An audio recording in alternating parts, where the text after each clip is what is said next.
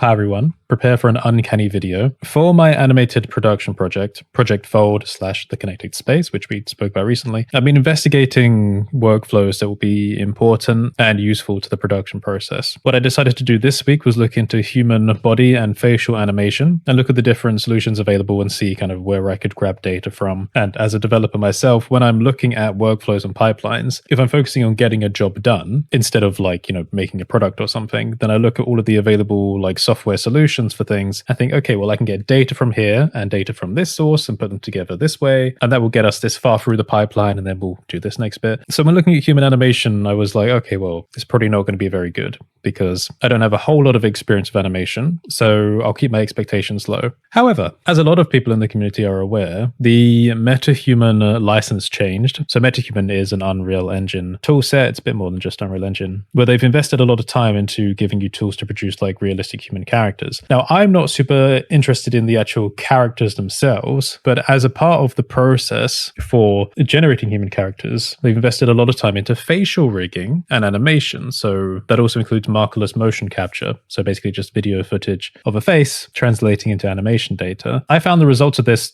extremely good. So I thought, hey, maybe I can source some of that data into Blender. By the way, this is done now successfully. Just, to cut forward a little bit, though people have already built different solutions, I found a lot of them shit. They break all the time. So I've made some custom scripts here for exporting the facial animation data from Unreal, importing it into Blender, preserving the facial tweak rig. I am using the character DNA add-on by Polyhammer. This is a free add-on. They have paid stuff as well, but this is the free one. And I think I can replace it at some point with my own scripts anyway. So the end result is in Blender, I get a facial rig, which can be modified, facial animation. So this is playing just a random animation I captured. And also, this is a random animation applied to the body. Now, this is obviously slanted and incorrect because I haven't finished the pipeline for the body yet. There's going to be a cascadeur pass, that's the plan anyway, to perfectly correct body and then reblend it back on. But the important thing to keep in mind here is that body and face are independent, so they can run independent animations. So I can load in a JSON file with a different animation for the face. Or, more importantly, if I was doing, this is the more likely case, motion capture for a scene, for capturing body and face, with a headset, or I'm thinking about just doing a cap and then sticking a GoPro on it at the same time. Then you would just sync them up and use those instead. But the really important part of the workflow was that I wanted everything to be preserved. By the way, this bone system here is from the import animation from the body that's used as a guide when transferring the keyframes onto the human rig. But yeah, it works. And as for the lighting, I'm in my Afterglow Studio Environment 7, and I have the center line gradient applied to the emission color. By the way, this is my emissive lighting resource pack. So working on this over the last few days has completely blown me away. It exceeded my expectations. However, I've never felt such mental exhaustion when working on something because there were so many problems with Unreal, with the Polyhammer character DNA add-on, with making Python files in between the process, because, Blender's changed API over time when it comes to how actions are managed and all that. And now, it's not anyone's fault in particular. For example, I'll just throw some examples out there. Unreal, when it comes to doing the machine learning markerless motion capture stuff, if you want to get that set up, first of all, there are multiple plugins you need to download. One of the MetaHuman kind of data sets you need to do from the options menu of your installation in Unreal. Secondly, you need to go into the plugins when Unreal's open to enable them and then restart. But if you've done that before you got the settings data, then you need to, close Unreal, get that stuff, then open it again, then apply that, then close it, then open it again. And then there's the markerless add-on, which is a fab thing as well. So you get that from there. So there's all these, user experience problems if someone wanted to get set up with it. When it comes to the actual processing, Live Link is fine. There's a tool set in Unreal called Live Link Hub. You can kind of bring in the footage, get it processed and ready for Unreal to use. However, when you come to process the video data for something like body, motion, and animation, the memory management of that process is non-existent. I cannot process clips on this computer more than 30 seconds long. This is 4K 60 FPS, which is quite heavy. But when watching the RAM usage, it's just a linear ramp upwards until the computer starts crashing. I did this whole page file system thing where I was using an NVMe to try and catch the overflow. Crazy, it would get to about 40 seconds and 100 and something gigabytes of RAM. Now, I don't know if that's by design,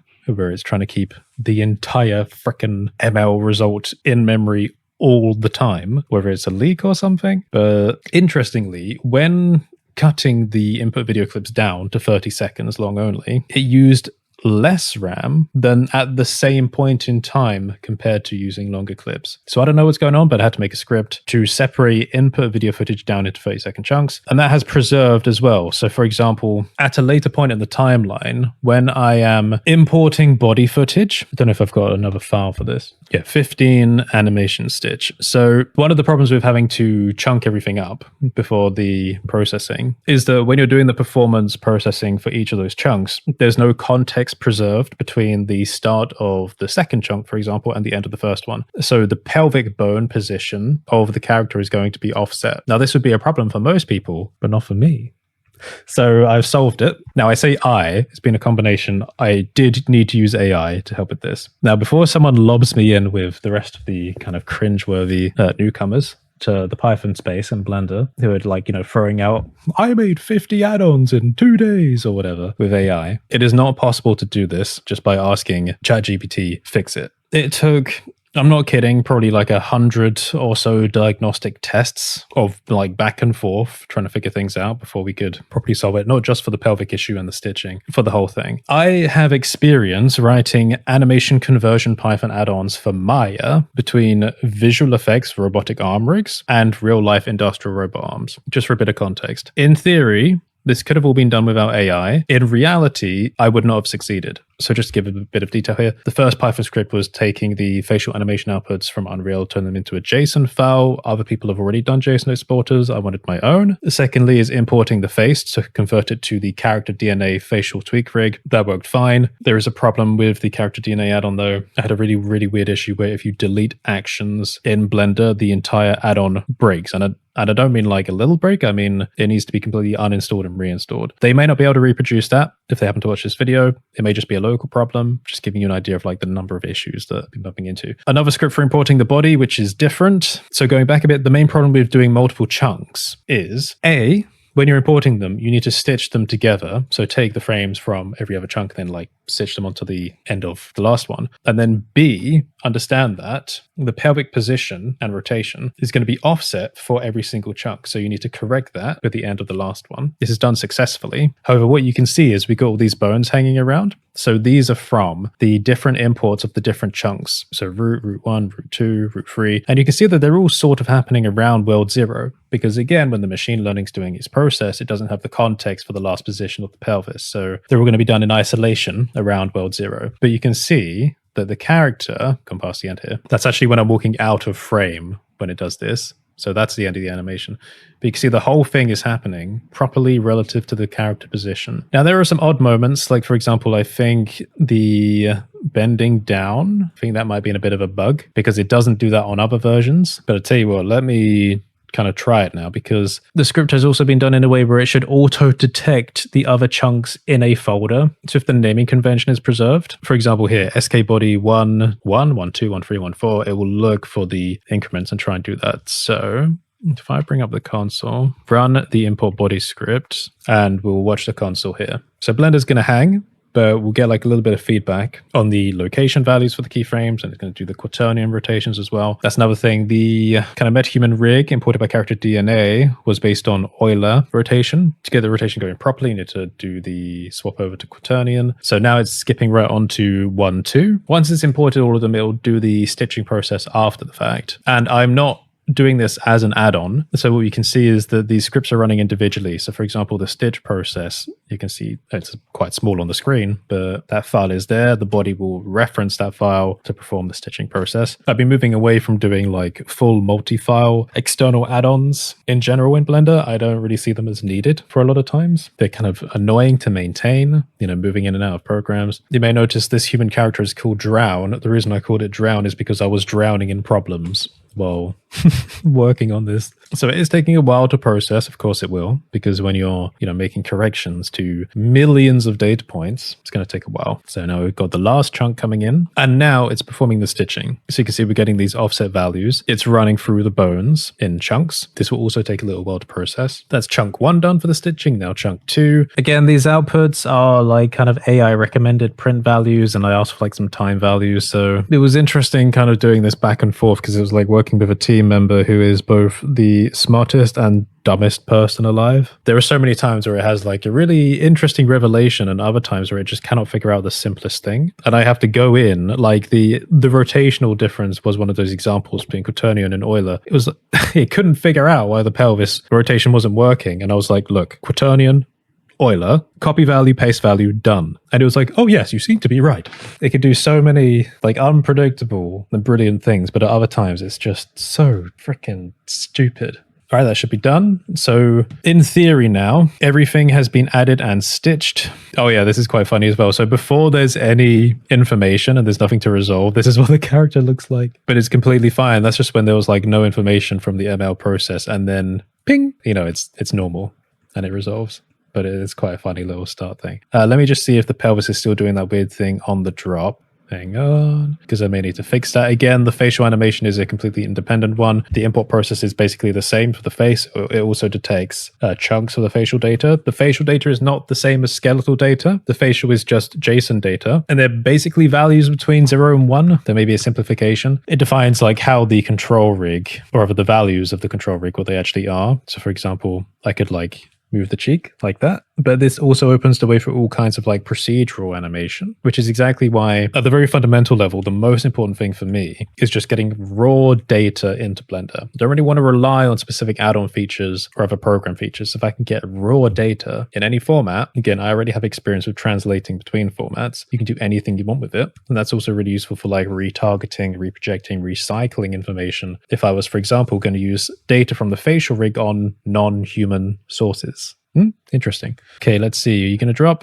There. Okay. You see here how this is correct, right? So earlier we had like a weird pelvic position. The foot's a bit weird, but this is much more correct than it was. So that's just like another little thing I need to look into. Oh, this was another really interesting test as well. So when I jumped in the mocap data, there was a cut in the video for the ML process, which means in the middle of the jump, I should have teleported to a different place. But you can see this is a perfect example of the correction. The jump is in the same place. You may also notice that the body has this weird thing where it kind of flicks back and forth in its shape. That is part of the character DNA like correction process, as far as I can tell. I need to learn a bit more about how and why it's doing that, but that's another little point. Without the character DNA add-on, which is kind of controlling the live link between the facial points and the rig, as far as I can tell, without the add-on running, the facial animation won't happen. So I want to investigate that a bit more as well. As for cleaning up the body, obviously everyone knows that motion capture, markerless, so just video motion capture, is pretty bad, but that's fine because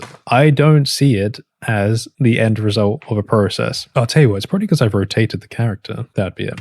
But yeah, for me, the video motion capture data is in my mind not an end result. I mean, the facial capture animation is surprisingly fantastic already. I mean, like even with the scrunching of the face, that's crazy, you know, and the scrunching of the lips as well. Just from a video like that's quite impressive, I will say. But for me, I see this data as reference data, not final data. That's why it was important to make sure that the tweaking is preserved, because it means that if I was doing animations that require human data like this, I can have an artist / animator go in and make some corrections to the process, before the output. Likewise with the body, I want to use the video motion capture data as a reference, and more specifically for like the direction for the head and stuff as well, and generally where the arms are going, so that someone could take it into a program like Cascadeur, which is free by the way, and I still need to experiment with it, but that's got the physics-based solving for animations, and it's perfect for like getting realistic interpolations between data, fixing foot positions, etc. So while I have already got corrective scripts for like the stitching of chunks together from human data, what I need to do now is work on the kind of export to Cascadeur, fixing import from Cascadeur, reblending without breaking anything like facial wise. That's the next step. And then by the end of that, it will be perfect. The animation will look pristine. There'll be no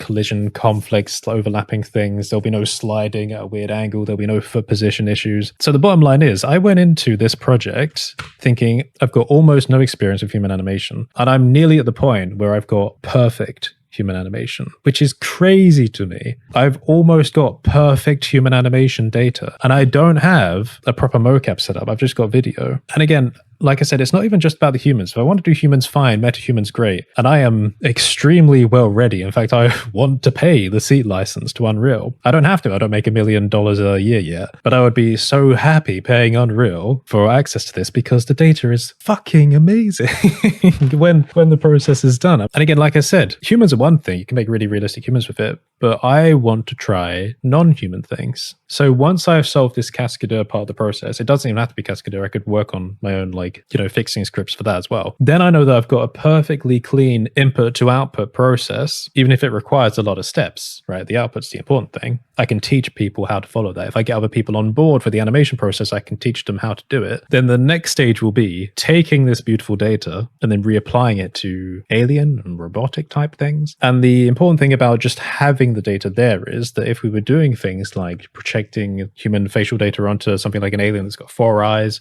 or a robot that's got like cheek movement but nothing else, you only need to use the bits of data that you want. So I could get someone to do video capture performances. The final word on the animation is the animator artist working in something like Cascadeur with the video there, the original video, so they can just correct it as they need to, and it'll be much less effort because the reference animation is already done. It'll be less of making it from scratch and more of just kind of fixing what's there from the machine learning data. So I'm quite excited with continuing with it. I just changed the lighting a bit as well, so now we've just got like a perfectly white ceiling. And you might be asking as well, why am I where's the skin color? Yeah, MetaHuman does export skin and stuff. When I'm focusing on data, I like to be neutral because again, in the end, I don't really care about style that other programs output. I want to transfer and impose my own style on the data. I want to modulate the data, modify it, mutate it is probably a really good word to use for that. It's just a reference for the next stage, which is the approach I'm taking to a lot of things in artwork. So can you get your hands on my scripts? Yes, I'll put them on the Patreon, $5 tier. They're not going to be free because I'm not building a product or a solution for people. This is work for my production, The Connected Space. Codasol.online/The Connected Space. You can learn more on my website. People on the silver tier of my Patreon get access to the production files for that project. So these will be on there on the July production files. I'll give you this pure ref. This is a board I was using to kind of track problems and solve them from day 2 onwards. Day 1, I did not have this board, so I didn't record everything in the process. So I will add to it as I solve more problems, but I think it might be kind of sensible for me to do boards like this for more of the workflows. For example, the render farm was another one recently. I built my own render farm. It's quite difficult tracking the problems and solutions, so it'd probably be sensible for me to do a board like this for that as well. So this board will be on there, and I will include a zip file with the Python files. Again, they're not designed for public use. They're a result of me and AI chopping and changing a lot of things to get to a solution. I know that a lot of people have interest in getting, nice looking human animation results. And one thing I did notice was that when putting little previews of this on my kind of private Instagram stories, I immediately got several messages from people inquiring about it, which doesn't usually happen for my private stories because it's much smaller sample size. So I don't know how many messages I'm going to get about it, but what I will say is I'm not going to provide support for the production files. They're my files. It's my project. This is not a tool designed for anyone else. I'm not here to fix your workflows. I don't work for you. I'm putting that down now before I get swarmed with messages. You can look at them on the Patreon. I'm not going to help you with your own workflow. However, if you are working for me, whether now or in the future, because we're starting to get more people on board with the Connected Space project, then I will help you. Because that's exactly what this is for. The pipeline is for this project. So I'll be giving some education to the artists I'm working with. Oh, what else? Yeah, I've set up like a pretty decent video recording setup for the markerless motion capture in the studio. I'm just working on the headset stuff now as well. I want to do it as lightweight and as cheap as possible. I'm thinking I might just drill something into a cap and put a GoPro on it because that's probably all I'll need. But again, just to close this up, I did not expect that I would be able to get this far with it in 3-4-ish days. I did not think I'd be able to get this close to like perfect human animation data in that amount of time, like a whole pipeline. And again, it's really been enabled by the fact that Unreal has made these metahuman machine learning and the performance transference between that tools freely available. And they've extended the license now so that metahuman information can be used outside of Unreal. That is really the groundbreaking thing. But even if that wasn't around, I would just grab this data from something else. The facial stuff is really a bit of a game changer. But as I said, everything at this part of the process is just reference data for the next stage, which is easy artistic correction, because the closer the motion capture data can get to a good result, the easier it will be for an artist to modify rather than starting from scratch. So yeah, we'll leave it there so this doesn't drag on for too long. Sign up to the Patreon. Have a great day. and I'll see you next time.